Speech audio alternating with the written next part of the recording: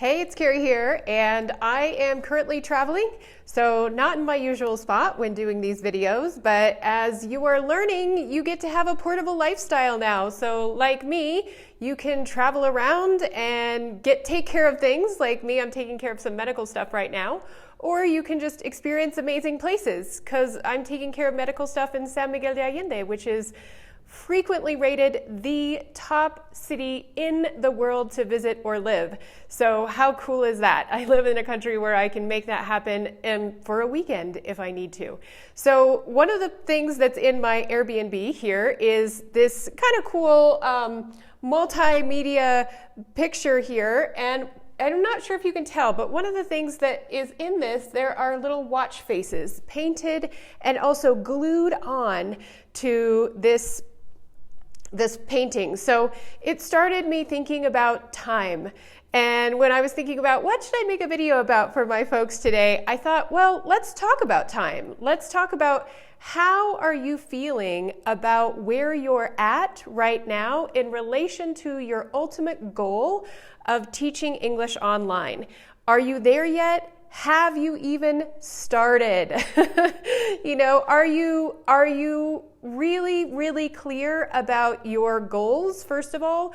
Are you clear about the timeline on those goals and when you're hitting certain benchmarks so that you know you're on track to create the success that you're really looking for?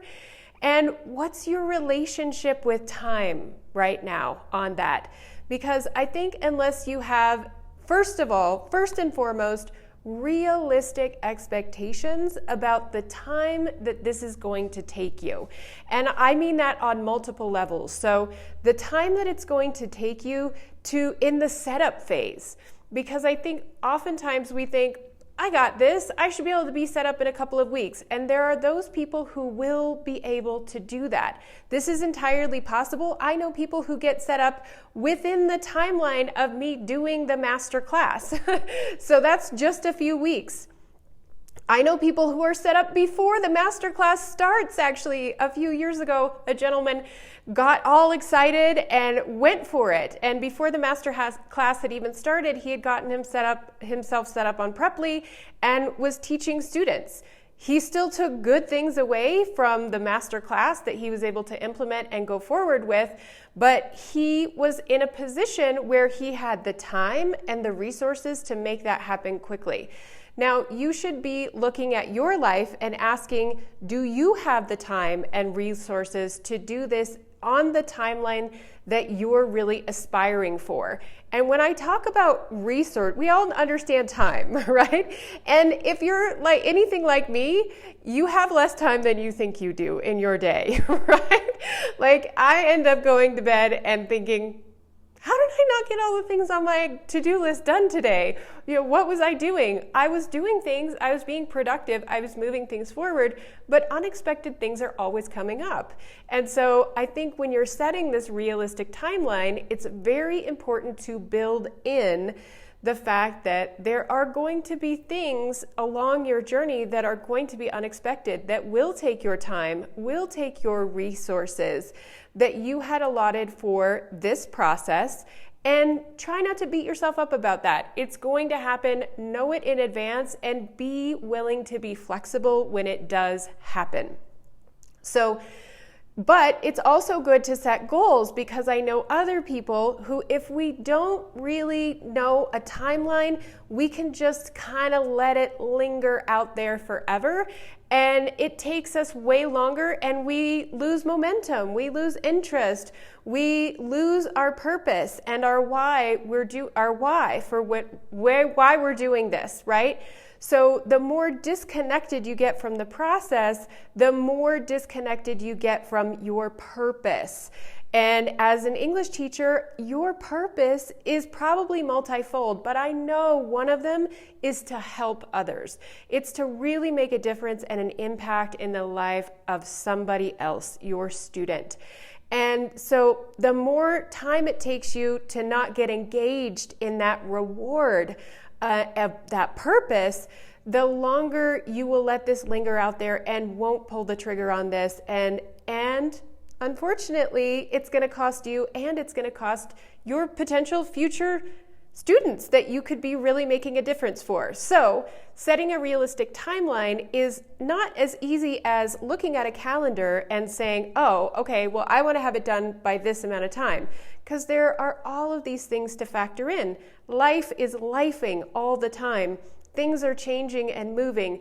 The people in our orbit are needing us at different levels all the time, our time and attention. And so making sure that we set a realistic timeline, maybe pushing that deadline out a little bit further than you thought, just so that you don't beat yourself up if you don't hit it, but making sure you have a deadline so that you know along the way at these different stages of your journey, you are moving forward. You are keeping that momentum towards ultimately helping others with your ability to speak and teach English. So this is why I thought isn't it amazing? One small painting can make me think so much about time and get you to start thinking about time too. How long ago did you take the master class? How many months or weeks has it been, and how much progress have you made in that time? Are you engaged? Is it time to re-engage? How are you going to do that? Where are you going to start? There were tons of resources in the masterclass, handouts, checklists. You probably chose one way that really resonated with you when we did the live training that you were thinking, yep, that's it. That's what I'm going to go forward with. My recommendation would be to go back if you're at the stage where you want to re-engage in this process and set a new timeline for yourself, that you go to that particular training and just re-watch it. It will remind you why you resonated with that, why you felt like, yes, this one is for me. And that will set up a new framework for you to go forward from. So this is your call to action, your encouragement to really assess where you're at with things and set new goals if you haven't hit the ones that you wanted. And if you have, then what are we striving for next? What's on the horizon for you? How many more people can you help? Or in what ways can you expand what you're doing now to find more fulfillment for you or to help others? So please consider these things. If you have any questions about this, if you need to know where to go to re-engage in the program itself, write me here, write me in support. I will definitely help you out with that and tell you exactly where to go, where to start up again, and be here to help you along your journey.